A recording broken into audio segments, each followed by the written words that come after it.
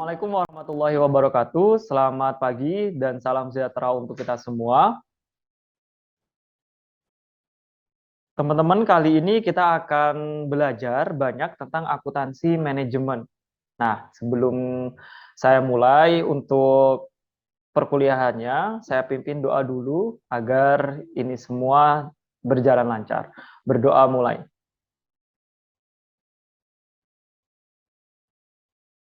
Selesai, terima kasih teman-teman. Sebelum dilanjut nih, perasaan kalian ngikutin mata kuliah ini tuh gimana, Rek? Coba dikasih reactionnya dong, di-share. Wis, ya, terima kasih teman-teman. Udah siap ya berarti ya. Saya mohon izin share screen. Di hari ini teman-teman, di pertemuan pertama ini kita akan membahas tentang beberapa hal. Yang pertama tentu sebelum perkuliahan itu dimulai ada RPS dan kontrak perkuliahan. Kemudian nanti pengertian dan tujuan akuntansi manajemen, perbedaan akuntansi keuangan dan akuntansi manajemen itu seperti apa, kemudian peran akuntan manajemen itu seperti apa, kode etik akuntan manajemen itu seperti apa, dan tema-tema baru sesuai perkembangan keilmuan akuntansi di bidang akuntansi manajemen itu seperti apa. Jadi ini yang akan kita bahas hari ini. Yang pertama, kita akan membahas RPS dan kontrak perkuliahan. Di rencana pembelajaran semester untuk RPS Akuntansi Manajemen ini dengan kode mata kuliah XI 008 untuk program studi sarjana strata 1 akuntansi adanya di semester 4 teman-teman dengan bobot SKS 3 SKS. Capaian pembelajaran atau learning outcome di program studi akuntansi itu ada beberapa hal. Jadi maksudnya setelah kalian mengikuti nanti sampai pertemuan ke-16, itu kalian dapat nih skill yang nambah-nambah. Yang pertama adalah sikap, yang sikap menginternalisasikan nilai, norma, dan etika akademik. Jadi kalian nggak boleh curang gitu ya, sesuai etika akademik nanti. Kemudian sikap yang selanjutnya, capaian pembelajarannya adalah menunjukkan sikap bertanggung jawab di bidang keahliannya secara mandiri. Jadi kalian kalau dikasih tugas ya bertanggung jawab dengan itu, teman-teman. Kemudian yang selanjutnya keterampilan umum yang diharapkan dari akuntansi manajemen ini ada kalian mampu menunjukkan kinerja mandiri, bermutu dan terukur. Selanjutnya mampu mengambil keputusan secara tepat dalam konteks penyelesaian masalah di bidang keahliannya berdasarkan informasi dan data yang kalian miliki. Nah, kita belajar itu, data apa aja dan seterusnya. Kemudian, keterampilan khusus yang diharapkan dari capaian pembelajaran akuntansi manajemen ini, yang pertama adalah mampu menyajikan informasi harga pokok produk perusahaan sebagai bahan pengambilan keputusan dalam menetapkan kebijakan manajerial. Jadi nanti kalian bisa nih setelah dapat mata kuliah ini bisa ngitung harga pokok untuk bisnis kalian dan untuk kerjaan di tempat kerja kalian masing-masing nantinya. Kemudian keterampilan khusus selanjutnya adalah mampu menyajikan dan melakukan analisis informasi akuntansi manajemen yang diperlukan untuk pengambilan keputusan manajemen. Jadi nanti kalian karena sudah strata 1, dari informasi yang ada kita harus bisa teman-teman untuk apa nih informasi di manajemen perusahaan gitu dimanfaatkan. Nah, sedangkan pengetahuan diharapkan capaian pembelajaran akuntansi manajemen ini nantinya kalian dapat menguasai konsep, metode, prosedur, teknik, dan praktik tentang biaya dan metode penentuan harga pokok produk. Kemudian yang kedua, menguasai konsep, metode, prosedur, teknik, dan praktik tentang penyajian dan analisis informasi akuntansi manajemen dan pembuatan keputusan manajerial. Jadi harapannya setelah kalian ngikutin mata kuliah ini, capaian pembelajaran ini bisa kalian miliki, teman-teman.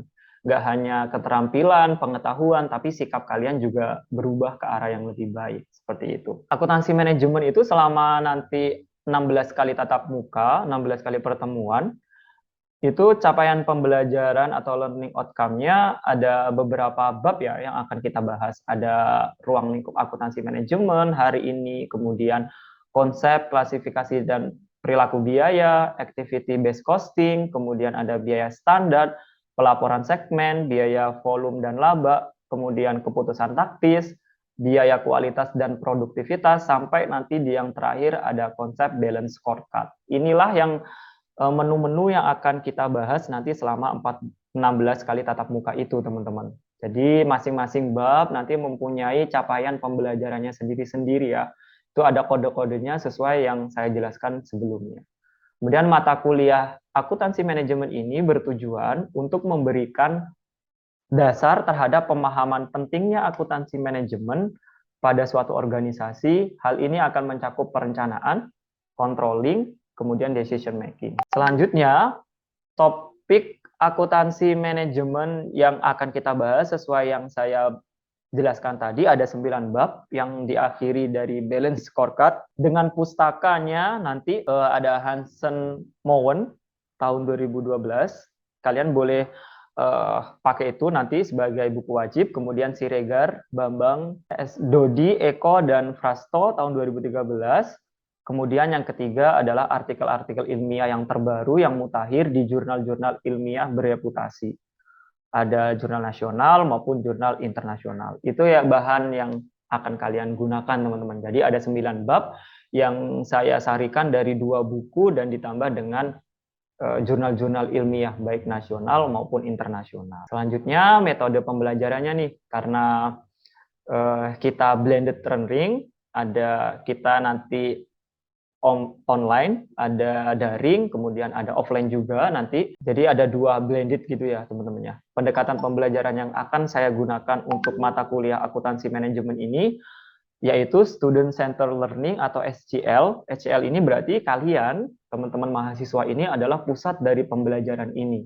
Gitu. Jadi saya dilarang untuk terus mengasih ceramah-ceramah tanpa adanya karakteristik SCL yang ada di dalamnya. Misalkan harus interaktif, harus holistik, harus integratif, saintifik, kontekstual, tematik, efektif, kolaboratif, dan semuanya itu pusatnya adalah teman-teman. Ya, jadi nanti selama mata kuliah ini saya akan banyak mengajak kalian semua untuk berdiskusi.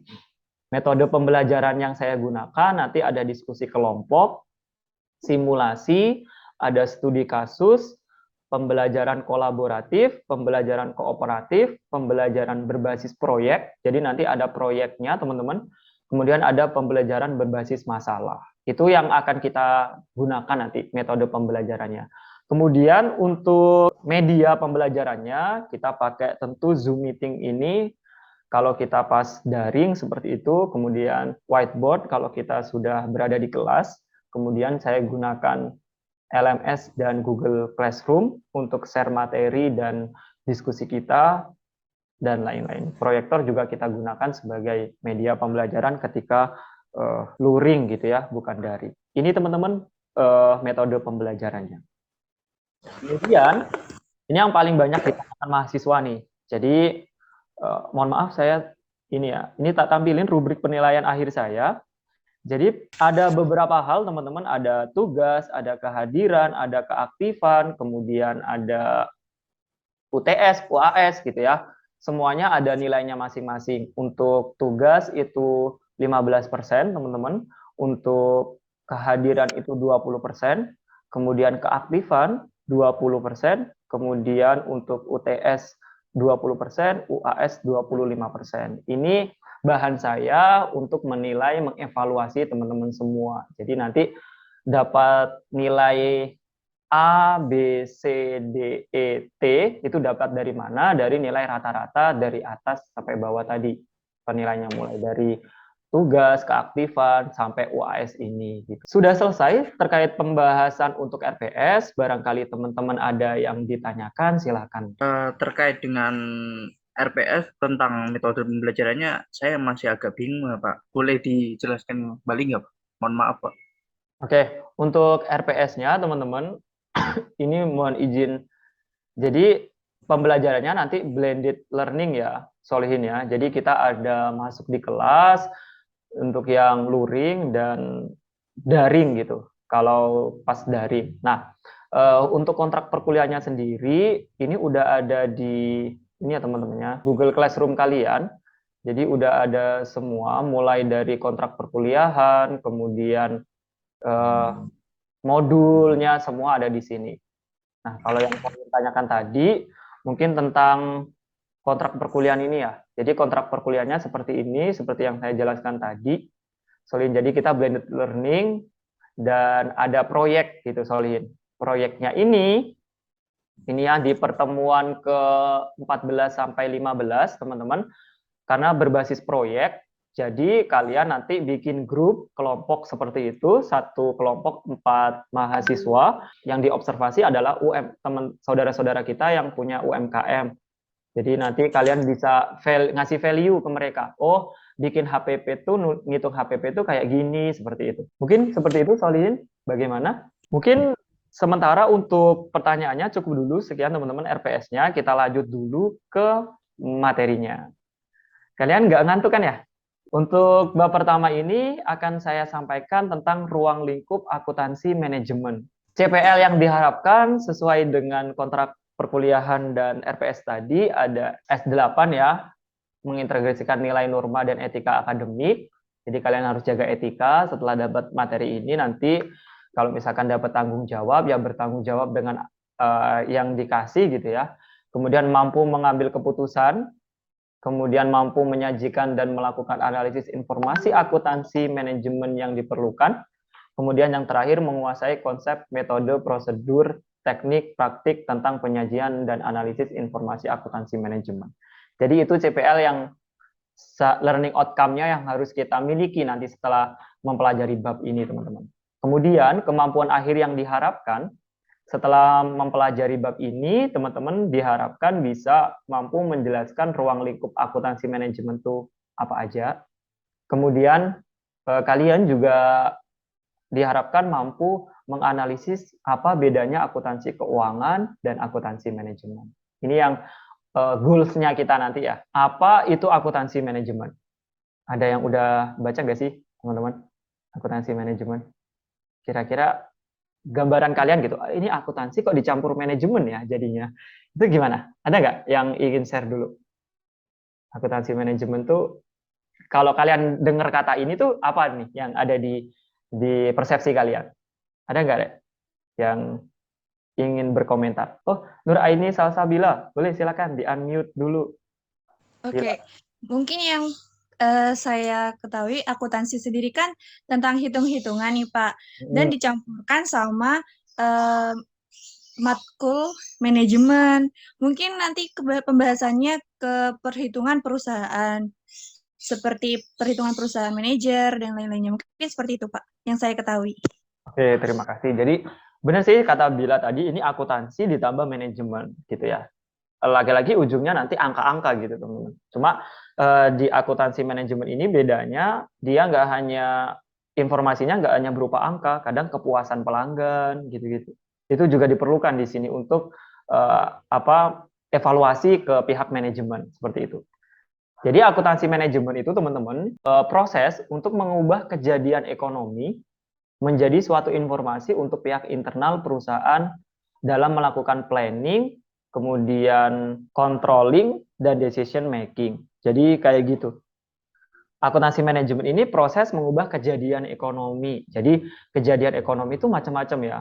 Yang bisa bernilai ekonomi, misalkan ada transaksi keuangan, misalkan ada penjualan ke pelanggan, kemudian ada pembuatan produk. Nah, itu semua kejadian ekonomi. Dari kejadian itu, kita harus bikin informasi yang berguna ke manajemen untuk pengambilan keputusannya. Di antaranya, misalkan planning. Kalian pernah dengar budgeting kan ya? Nah, di akuntansi manajemen tuh ada budgeting, penganggaran. Itu disebut planning. Jadi, misalkan nih, 1 tahun ke depan, nah bulan Januari itu keuangannya harus di-planning dulu. Nah, namanya budgeting itu tadi. Untuk pemasaran berapa rupiah, nah kayak gitu. Itu orang akuntan manajemen yang menyediakan informasi-informasi kayak gitu. Kemudian untuk controlling, misalkan di akuntansi manajemen itu ada laporan produksi. Jadi kalian dari pihak manajemen bisa ngontrol nih, biaya produksi antara anggarannya sama realisasinya kok jauh banget ya bedanya. Kok gedean realisasinya, ada apa nih? Apakah boncos atau memang ada kenaikan harga. Nah, kalian bisa kontrol seperti itu. Kemudian dari itu kalian juga bisa decision making. Oh, antara budgetingnya sama yang realisasi sebenarnya, ternyata gedean yang realisasi sebenarnya gitu.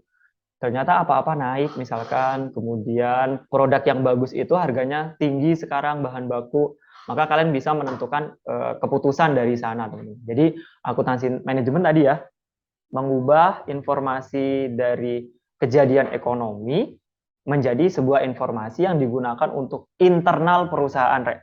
Jadi laporan akuntansi manajemen itu tidak pernah di-share ke eksternal perusahaan.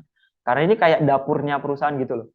Jadi dia hanya plan untuk tujuan apa? Planning, controlling, dan decision making kayak gitu. Lalu apa ya, Rek? Bedanya akuntansi keuangan sama dengan akuntansi manajemen. Nah, ini ada beberapa hal yang membedakan keduanya. Yang pertama adalah untuk akuntansi manajemen sendiri, ini pengguna utamanya itu pihak internal. Internal itu berarti ada manajemen gitu ya. Ada ya manajemen di dalam perusahaan, karyawan dan seterusnya. Kemudian kalau akuntansi keuangan itu lebih ke eksternal. Misalkan kalian ada gudang garam, laporan keuangannya kan bisa di-download di internet gitu ya. Itu berarti informasinya untuk eksternal, untuk halayak umum gitu. Untuk apa stakeholdernya. Untuk pembatasan proses masukan, untuk akuntansi manajemen itu tidak ada standarnya. Jadi laporannya, bentukannya itu nggak ada standarnya kayak akuntansi keuangan, Rek. Kalau akuntansi keuangan kan pakai PSAK tuh. Laporan keuangan kan pasti 5 ya. Ada laba rugi, kemudian ada posisi keuangan, ada perubahan ekuitas, ada arus kas, ada catatan atas laporan keuangan. Bentuknya, akun-akunnya udah ada standarnya di PSAK. Tapi kalau akuntansi manajemen itu laporan budgeting misalkan, itu formatnya nggak ada standar karena memang kan tujuannya untuk internal gitu. Jadi nggak ada standarnya dia. Sesuka hatinya manajemen asal pihak manajemen bisa ngebacanya gitu sih. Kemudian jenis informasinya, tentu akuntansi manajemen itu bisa keuangan, bisa non keuangan. Tapi kalau akuntansi keuangan ya jelas tentang uang-uang. Kalau akuntansi manajemen itu enggak, bisa kepuasan pelanggan, kinerja pegawai, kayak gitu-gitu. Kemudian berdasarkan orientasi waktunya, teman-teman, kalau akuntansi manajemen itu historis dan masa depan. Jadi dia pakai data-data yang tahun lalu, kemudian bisa forecasting. Kemudian kalau akuntansi keuangan itu pakai historical cost, pakai data-data yang udah terjadi gitu. Kemudian tingkat agregasi, kalau akuntansi manajemen itu fokusnya ke kinerja internal, kalau akuntansi keuangan itu fokusnya ke kinerja secara keseluruhan. Kinerja internal itu berarti macam-macam ya. Misalkan akuntansi manajemen itu ngelaporin kinerja pemasaran, kinerja bagian produksi, kinerja bagian keuangan, kayak gitu tuh dilaporin semua. Jadi lebih rinci dia. Kalau akuntansi keuangan kan lebih umum gitu ya. Misalkan aset, berarti asetnya perusahaan, bukan asetnya bagian produksi, bukan asetnya bagian pemasaran gitu sih. Jadi tingkat agregasinya kalau akuntansi manajemen itu lebih rinci ke pihak internal, tapi kalau akuntansi keuangan itu kayak global gitu. Kemudian waktu pelaporannya, kalau akuntansi manajemen itu fleksibel, mau mingguan, harian, bulanan, triwulan, semesteran, boleh. Sesuka hatinya manajer kalau minta laporannya kita kasih gitu. Tapi kalau akuntansi keuangan dia nggak bisa, harus ada standarnya. Misalkan untuk perbankan triwulan, untuk perusahaan manufaktur misalkan 1 tahun sekali, kayak gitu sih. Kemudian bentuk laporannya, misalkan akuntansi manajemen itu anggaran, ada laporan biaya, ada laporan produksi, kayak gitu. Kalau akuntansi keuangan, ya laporan keuangan yang 5 tadi saya sebutkan, teman-teman. Kemudian untuk keluasan, kalau kalian jadi akuntan manajemen nantinya, itu multidisiplin ilmu. Kalian selain paham akuntansi, kalian harus paham produksi, kayak gitu. Karena kan laporan produksi, laporan biaya, kalian kan buat itu ya. Jadi kayak harus paham gitu, alur-alur produksi kayak gimana. Kayak gitu. Kalau laporan akuntansi keuangan, itu kan keilmuannya lebih sempit. Dia harus paham PSAK dan akuntansi doang. Tapi kalau akuntansi manajemen itu harus paham lebih dari akuntansi keuangan. Jadi ada pemasaran, ada produksi, dan seterusnya. Sampai sini dulu deh. Daripada dilanjut nanti kebanyakan, kalian udah ada gambaran nggak nih, Rek? Coba feedback satu orang ada nggak? Atau ada pertanyaan gitu? Ngebedain akuntansi keuangan tuh ini, akuntansi manajemen tuh ternyata kayak gini gitu. Coba teman-teman, ada yang ditanyakan nggak? Oke, Kamelita. Silakan Kamelita. Baik Pak, terima kasih. Tadi sebelumnya sudah dijelaskan mengenai perbedaan akuntansi manajemen dan akuntansi keuangan. Nah, Mm-mm. saya ingin bertanya Pak, ketika ada perbedaan itu, apakah akuntansi manajemen ini memiliki peran yang penting dalam membantu perusahaan terkait akuntansi keuangannya Pak? Jadi kan tadi di akuntansi manajemen sempat disinggung bahwa di akuntansi manajemen itu bisa menghitung HPP dan lain-lain. Nah, itu kaitannya dengan akuntansi keuangan di sebuah perusahaan itu bagaimana, Pak? Terima Oke, kasih. terima kasih. Bagus sekali Kamelita pertanyaannya. Jadi teman-teman, antara akuntansi manajemen dan akuntansi keuangan itu saling support ya, tidak kemudian ada bedanya terus bertengkar gitu, enggak. Jadi perannya masih sama. Kita kalau di perusahaan itu sebagai fungsi staff ya, staffing menyediakan laporan-laporan untuk bagian lini. Lini itu ada bagian produksi, bagian pemasaran. Jadi perannya akuntan manajemen sama akuntansi keuangan tuh sama, cuma informasi laporannya aja yang beda-beda. Kalau akuntansi keuangan itu laporan keuangan, kalau akuntansi manajemen itu ya laporan-laporan itu yang disediakan. Gitu sih Kamel. Jadi saling mendukung. Kalau laporan keuangan tuh berarti menyeluruh gitu ya, terkait dengan keuangan perusahaan, tapi kalau akuntan manajemen tuh anggaran gitu ya, laporan biaya, karena akuntansi keuangan nggak bisa nyediain itu gitu. Itu sih. Oke. Baik, Pak. Terima kasih. Oke. Persamaannya karena tadi ada bedanya, sama-sama menyediakan informasi, sama-sama menggunakan metode yang sama. Misalkan kalau ngitung HPP persediaan, misalkan yang akuntansi pakai Vivo, akuntansi manajemen juga pakai Vivo gitu, sama gitu. Jadi kemudian data yang sama, data akuntansi. Keduanya sama-sama pakai data akuntansi. Walaupun di akuntansi manajemen bisa pakai data yang non keuangan. Di sini samanya, persamaannya. Kemudian ini sistem informasi akuntansi manajemen ada macam-macam ya, karena informasi maka ada input, ada proses, ada output. Jadi kalau inputnya akuntansi manajemen tuh apa tadi? Kalau akuntansi keuangan kan bisa ini ya, apa namanya, bukti transaksi. Nah, kalau di akuntansi manajemen ini teman-teman, itu semua hal yang disebut dengan kejadian ekonomi. Jadi apa-apa yang bisa bernilai uang itu bisa menjadi input di akuntansi manajemen ini. Kemudian diproses, ya diproses tuh kalau bikin budgeting ya disusun budgetingnya gitu. Nanti outputnya tadi itu ada laporan biaya, ada laporan uh, produksi gitu. Kemudian outputnya nanti laporan akuntansi manajemen itu digunakan untuk usernya karena pihak internal ya berarti manajemen di internal itu. Kemudian dari internal tadi dapat laporan, nanti ada feedback kayak decision making, oh anggarannya tahun depan ditingkatkan ya atau dipres lagi nih tahun depan. Nah, itu namanya feedback sehingga nanti itu jadi input lagi ke sistem informasi kita. Jadi begitu terus siklusnya secara terus-menerus. Jadi di input terus diproses menjadi laporan, outputnya berupa laporan. Laporan ini digunakan untuk user di internal perusahaan.